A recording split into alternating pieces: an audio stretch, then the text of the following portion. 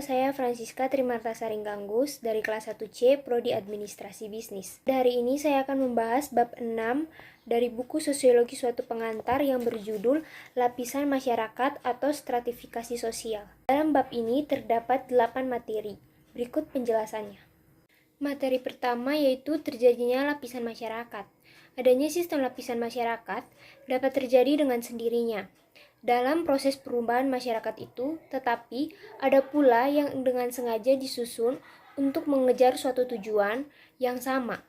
Perbedaan atas lapisan merupakan segala gejala universal yang merupakan bagian dari sistem sosial setiap masyarakat. Terdapat dua pedoman dalam meneliti pokok-pokok terjadinya proses lapisan dalam masyarakat.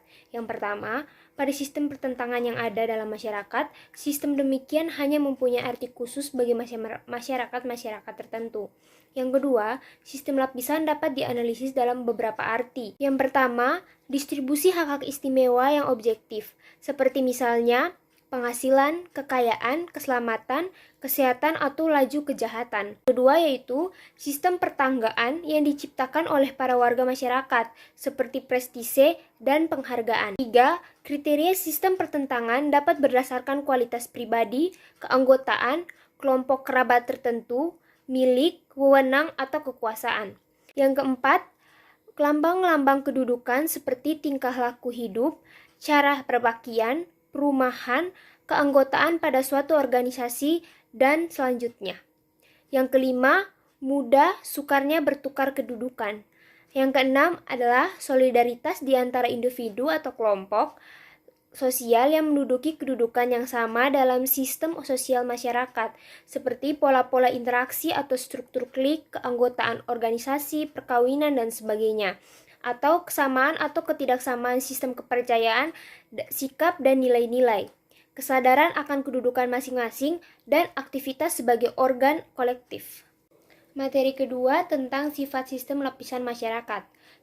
Sifat sistem lapisan masyarakat terdapat dua, yaitu masyarakat yang tertutup atau closed social stratification dan masyarakat yang terbuka atau open social stratification.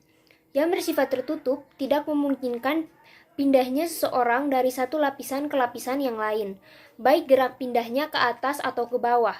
Di dalam sistem yang demikian, satu-satunya jalan untuk menjadi anggota suatu lapisan tersebut hanya melalui proses kelahiran. Sebaliknya, di dalam sistem terbuka, setiap anggota masyarakat mempunyai kesempatan untuk berusaha dengan kecakapan sendiri untuk naik lapisan, atau bagi mereka yang tidak beruntung untuk jatuh dari lapisan yang atas ke lapisan yang terbawah. Materi ketiga yaitu kelas-kelas dalam masyarakat. Materi ini biasa disebut juga kelas sosial atau social class, yang berarti semua orang dan keluarga yang sadar akan kedudukannya di dalam suatu lapisan, sedangkan kedudukan mereka tidak diketahui serta diakui oleh masyarakat lain.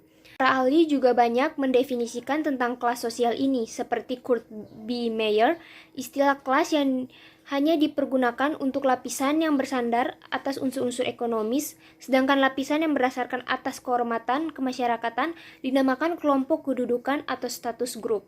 Dan ada juga menurut Max Weber yang membuat perbedaan antara dasar-dasar ekonomis dan dasar-dasar kedudukan sosial, dan tetap menggunakan istilah kelas bagi semua lapisan. Adanya kelas yang bersifat ekonomis dibaginya lagi dalam kelas yang berstandar atas pemilik tanah dan benda-benda, serta kelas yang bergerak dalam bidang ekonomi dengan menggunakan kecakapannya. Adanya golongan yang mendapat kehormatan khusus dari masyarakat dan dinamakannya stan. Dan juga ada dari ahli Joseph Schumpeter, terbentuknya kelas dalam masyarakat karena diperlukan untuk menyesuaikan masyarakat dengan keperluan-keperluan yang nyata. Akan tetapi, makna kelas dan gejala-gejala kemasyarakatan lainnya hanya dapat dimengerti dengan benar apabila diketahui riwayat terjadinya. Definisi lain dari kelas sosial adalah berdasarkan beberapa kriteria tradisional, yaitu yang pertama, besar atau ukuran jumlah anggota-anggotanya. Yang kedua, kebudayaan yang sama yang membentuk hak-hak dan kewajiban-kewajiban warganya. Dan yang ketiga, kelanggengan. Yang keempat, tanda-tanda atau lambang-lambang yang merupakan ciri khas. Yang kelima, batas-batas yang tegas bagi kelompok itu terhadap kelompok lain. Yang keenam adalah antagonisme tertentu. Sehubungan dengan kriteria tersebut di atas, kelas menyediakan kesempatan atau fasilitas hidup tertentu. Sosiologi menamakannya life change. Ciri keempat adalah dasar-dasar lapisan masyarakat.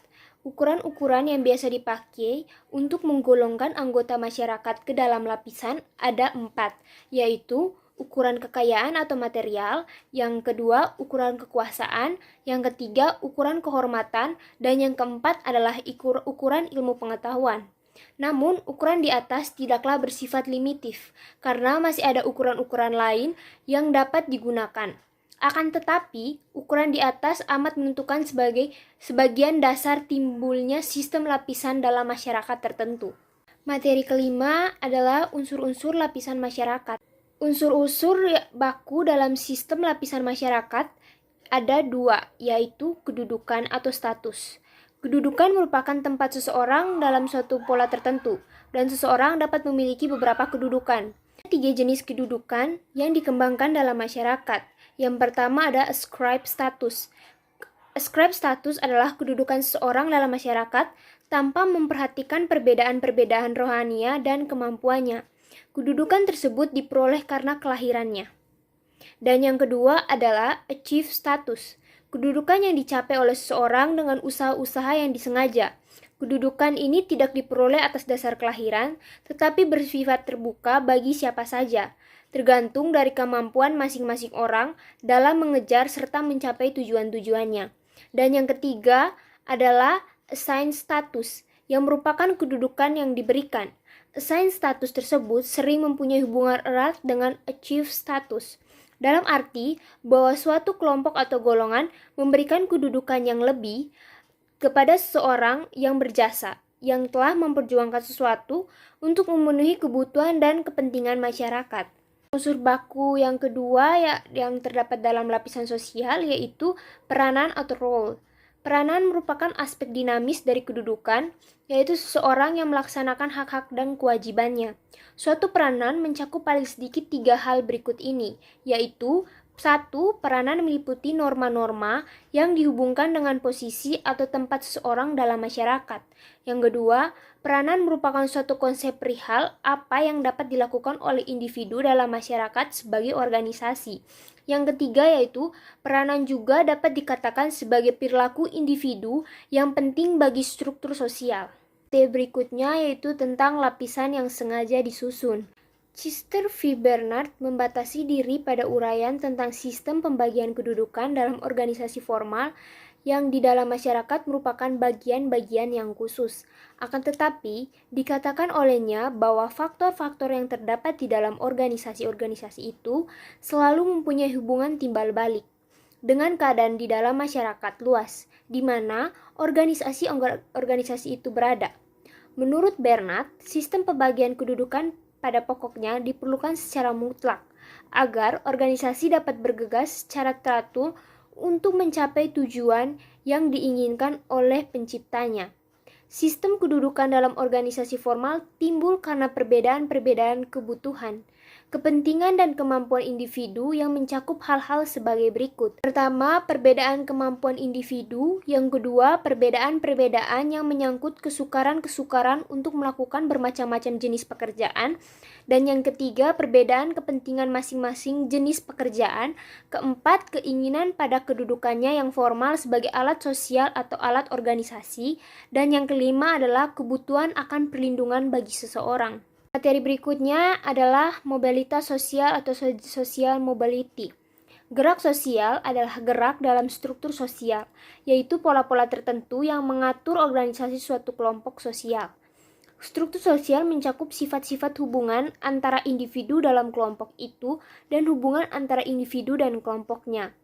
Tipe gerak sosial yang prinsipal ada 2 macam, yaitu horizontal, yaitu bila individu atau objek sosial lainnya berpindah dari satu kelompok sosial yang satu ke kelompok sosial lainnya yang sederajat. Dan yang kedua adalah vertikal, yaitu bila individu atau objek sosial lainnya berpindah dari suatu kedudukan sosial ke kedudukan yang lainnya yang tidak sederajat, sesuai dengan arahnya. Maka terdapat dua jenis gerak sosial yang vertikal, yaitu naik atau social climbing dan yang turun atau social skinning. Sesuai dengan arahnya, maka terdapat dua jenis gerak sosial vertikal, yaitu naik atau social climbing dan turun atau social sinking. Dari yang terakhir, yaitu perlunya sistem lapisan masyarakat. Manusia pada umumnya bercita-cita agar ada perbedaan kedudukan dan peranan dalam masyarakat.